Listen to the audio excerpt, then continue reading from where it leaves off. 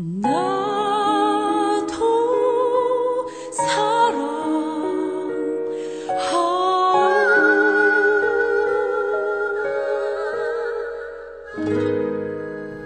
사랑하는 성도 여러분, 오늘도 또 주 안에서 또 여러분들의 삶 속에 복된 그러한 하루가 되기를 원합니다. 우리 지난주에 본해포 목사님에 대해서 같이 나눴는데요. 그 목사님께서 사역을 하시는 그러한 과정 속에서 젊은 나이에 많은 그러한 일들을 이루시고 또 39살의 그러한 나이로 이렇게 어떻게 보면 순교라고 할 수 있고요. 또 운명을 달리하셨지만 특별히 이 39살의 나이는 지금 우리가 생각할 때 굉장히 젊은 나이입니다. 그때 그 마음이 어땠을까라는 것들을 좀 생각을 해봤고요. 그리고 또 저 자신은 그 나이에 무엇을 하고 있었고 또 어떠한 삶을 살고 있었을까, 그런 것들을 한번 되돌아보았습니다. 그리고 우리 한국 땅에 복음을 들고 왔던 수많은 그러한 선교사들 대부분 보면은 또 20대 중반의 그러한 젊은 나이였습니다. 그 중에서 우리 언더우드 선교사 여러분들 잘 알잖아요. 그 언더우드 선교사가 우리 조선 땅에 왔을 때가 26살의 나이에 왔습니다. 이 26살의 나이에 어떠한 마음을 가지고 왔었을까? 이 청년이었던 그러한 이 젊은이의 마음 속에 정말 이 피 한 방울 섞이지 않은 아무런 그런 그 문명에 서로 커넥션이 없는 그러한 곳에 와서 하나님의 복음을 전하기 위해서 왔을 때 어떠한 마음이었을까? 얼마나 두려웠을까? 지금의 26살의 그러한 이 청년들을 만나보면은요, 좀 약간 어떻게 보면 약간 요즘 100세 시대라 그런지 모르겠지만 훨씬 더 그 당시에 그 젊은이들보다는 좀 생각하는 거나 어떠한 행동하는 것이 훨씬 더 어려진 것 같습니다. 그 당시에는요, 사실 26살의 나이가 지금도 젊지만 또 그때는 그러한 나이 속에서 많은 일들을 할 수 있었습니다. 근데 그러한 때에 그 젊은이가 하나님의 복음을 가지고 사명 하나만 붙들고 아무것도 보이지 않는 그곳에 갔을 때 어떻게 그러한 인생의 어려운 문제들을 풀어나가고 해결했을까? 참 대단합니다. 그리고 또한 존경합니다. 저는요, 오늘 이런 사명이라는 그런 주제를 가지고 오늘 말씀을 통하여서 바울은 그 당시에 마음이 어땠을까 하는 그런 마음을 가지고 이 땅 가운데 사명을 가지고 살아가는 사람들의 마음에 대해서 좀 생각해 보고자 합니다.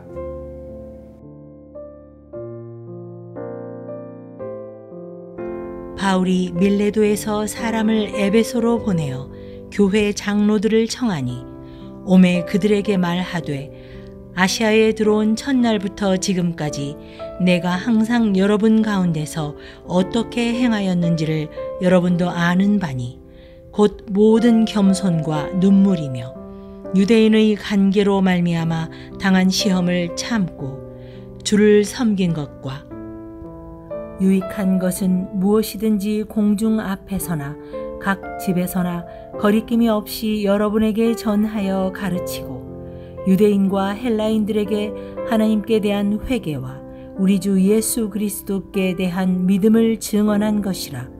보라, 이제 나는 성령에 매여 예루살렘으로 가는데 거기서 무슨 일을 당할는지 알지 못하노라.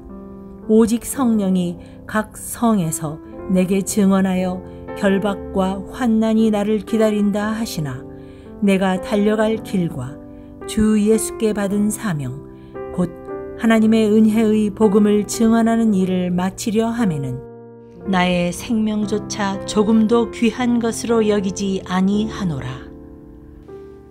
바울은 지금 예루살렘으로 급히 가고자 했습니다. 근데 바울은 예루살렘이 굉장히 익숙한 곳이었고 또 바울은 많은 자기의 동료들이 살고 있는 곳이 바로 예루살렘이었을 겁니다.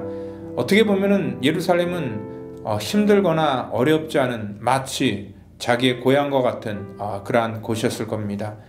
여기 그 예루살렘으로 급히 가고자 했을 때 제가 여기 질문을 드리는 것은 바울이 그때 어떠한 마음을 가졌을까라는 것은 뭐냐면 사실 고향으로 간다는 것은 굉장히 즐겁고 편안한 마음일 수도 있습니다. 그런데 다른 때와 달리 오늘 여기 바울이 지금 예루살렘으로 갈 때는 어떠한 마음이었었냐면요, 이 성경에서는 22절에 이렇게 표현하고 있습니다. 성령에 매여 예루살렘으로 가는데 거기서 무슨 일을 당하는지 알지 못하노라. 그리고 23절을 보니까 오직 성령이 각 성에서 내게 증언하여 결박과 혼란이 나를 기다린다 하시나. 그러니까 성령님께서 바울에게 말씀하셨는데요, 내가 예루살렘으로 가면은 거기에는 사람들이 너를 환호하고 또 친구들을 만나서 해오하는 것이 아니라 결박과 환란이 너를 기다린다라는 그러한 얘기를 해줬을 때 바울은 사실 어떠한 마음이었을까. 사실 아무리 그가 소명을 받고 살아가는 그러한 사람이지만 참 두렵지 않았을까라고 그렇게 생각을 할 수 있습니다.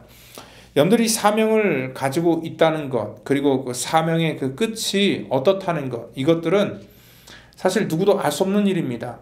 하나님께서 아브라함을 부르실 때도 아브라함이 부르심을 받았을 때 순종하여 장래 유업을 받을 땅에 나아갈 때 갈 바를 알지 못하고 나아갔다 얘기를 합니다. 하나님이 아무리 그를 부르시고 또 그를 사용하기를 원하셔도 그 끝이 어떨지 모르고 간다는 것입니다. 그것이 순종이고 그것이 믿음이라는 것입니다. 아브라함도 역시 하나님이 부르셔서 하나님께서 원하시는 곳에 갔지만 그곳에 갔었을 때 아브라함을 기다렸던 것은 어떤 좋은 환경이 아니라 가뭄과 정말 힘든 그러한 척박한 지역이었다는 것입니다. 이런 것들을 볼 때 오늘 하나님의 소명이 우리를 이끌 때에 그 소명의 끝자락이 항상 복되고 귀한 것이 아닙니다. 지금 여기 이 바울도 하나님이 부르셔서 예루살렘으로 가는데 예루살렘에서 큰 환난과 결박이 그를 기다리고 있었다는 것입니다. 근데 바울은 그때 어떠한 고백을 하냐면 24절에 내가 달려갈 길과 주 예수께 받은 사명 곧 하나님의 은혜의 복음을 증거하는 일을 마치려 하면은 나의 생명조차 조금도 귀한 것으로 여기지 아니하노라. 예수께 받은 사명, 하나님께 받은 은혜, 오늘 이 복음을 전하러 갈 때에는 오늘 자기의 생명도 아끼지 않겠다라는 그러한 마음의 각오가 있었습니다. 여러분들 바울에게 이러한 마음의 결단이 있었던 것은 뭐냐면은 오늘 바로 이 바울의 그러한 삶 속에 그가 직접 경험하고 체험했던 그런 하나님의 은혜가 있었기 때문에 그렇습니다. 비록 환난과 결박이 자기를 기다린다 할지라도 그곳에도 하나님께서 하나님의 주권적으로 하나님의 일하심을 그가 믿었고요. 또 그리고 그 가운데서 자기는 어떻게 될지 모르겠지만 하나님께서 분명히 하나님의 일들을 그 땅 가운데 나를 부르신 목적대로 사용하실 것이다라는 그런 확신이 있었습니다.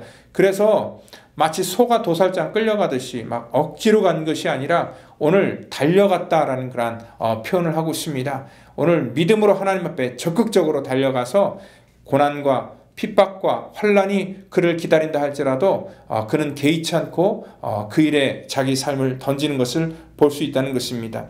이것은 바로 하나님을 경험했기 때문에 또 하나님을 신뢰했기 때문에 내릴 수 있는 경험이었고요.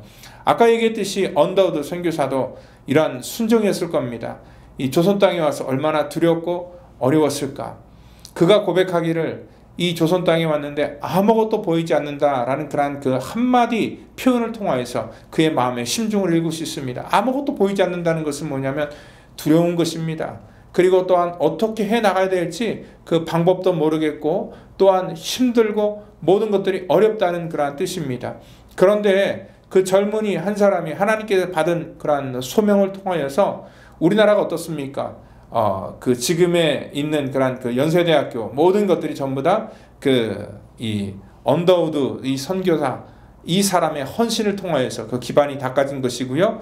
또한 우리나라의 대표적인 그러한 이 정동교회도 역시 그 언더우드 선교사를 통하여서 세워진 그러한 교회로서 여러분들 수많은 영혼들이 거기서 예수를 믿고 또 하나님의 거룩한 복음이 그 땅 가운데 전해지는데 아무것도 보이지 않지만 믿음으로 이가 순종했을 때 하나님께서 그 일을 허락하셨다는 것입니다. 여러분들 이렇게 자기 자신은 하늘의 미랄이 되어 썩어갈 때에 하나님의 나라가 그 땅 가운데 세워지는 것을 알았기 때문에 이들은 이러한 사명을 가지고 귀한 일들을 감당할 수 있었다는 것입니다. 사명은 그렇습니다. 지금 당장 보는 것이 아니라 마치 농부의 마음처럼 씨앗을 뿌리고 먼 훗날을 바라보는 것과 같습니다.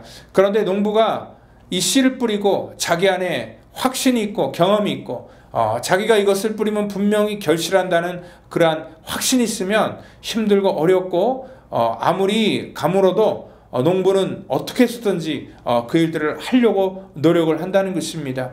그게 바로 믿음인 것입니다. 그리고 또한 그것이 바로 순종이라는 것입니다.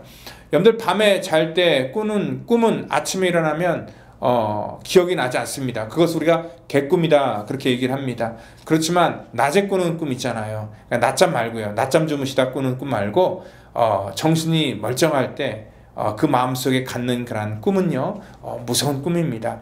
하나님께서 그 꿈을 통하여서 하나님의 놀라운 일을 이루시기 때문에 그렇습니다. 우리 펠로시 교회는요 지금 아무것도 보이지 않는 것 같지만 그래도 지금도 이러한 팬데믹 상황 속에서도 열심히 복음의 씨앗을 뿌리면은 이 뿌려진 씨앗들이 하나님의 나라를 이루고 또한 수많은 영혼들이 또 주 앞에 돌아오게 되는 그러한 하나님의 거룩한 통로로 남게 될 것입니다. 저는요 생전에 이렇게 많은 방대한 양의 이러한 기록을 제 삶 속에 남겨본 적이 없습니다. 그리고 설교를 이렇게 많은 그런 영상을 찍어본 적도 없습니다. 이런 팬데믹 때문에 저에게 개인적으로 이루어졌던 그런 모든 일들입니다. 이 가운데서 제가 할 수 있는 최선의 일은 바로 이렇게 여러분들에게 영상을 찍어서라도 복음을 전하는 것입니다. 그리고 또한 이 자료는 여러분뿐만 아니라 이 자료를 누구든지 볼 수 있도록 다 오픈되어 있기 때문에 누구든지 보면은 이것이 또 하나님의 나라를 세워나가는 데 있어서 귀한 또 자료로 쓰일 수도 있다는 것을 알기에 또 저 자신 나름대로 또 주어진 역공 속에 저도 사명을 다해서 이러한 일들을 감당하는 것입니다. 여러분들 힘들고 어려운 그러한 인생의 때를 보내고 있지만 여러분들 힘내시고 또 오늘도 하나님의 말씀 속에 붙들리는 그리고 사명 가운데 붙들리는 오늘 저와 여러분 되기를 예수님의 이름으로 축원드립니다. 다 같이 기도합니다. 하나님 감사합니다. 오늘도 주 안에서 우리 모든 주의 백성들이 하나님의 은혜 가운데 있기를 원하고 또한 하나님의 복된 그러한 놀라운 계획하심 가운데 우리가 쓰임받기를 원하옵나이다. 아버지 하나님 이렇게 인생의 사명 하나 때문에 정말 자기 생명을 귀한 것으로 여기지 않고 불철주야 복음을 위해서 뛰어들었던 이런 바울의 마음 이 헌신을 하나님 본받아서 우리도 아버지 하나님 이 땅에 주어진 그러한 인생의 때를 하나님의 복된 역사를 위해서 우리가 쓰임받고 사용될 수 있도록 우리를 도우시고 인도해 주시옵소서. 모든 것 주 앞에 온전히 맡기고 감사하오며 사랑이 많으신 예수님의 이름으로 기도하옵나이다. 아멘.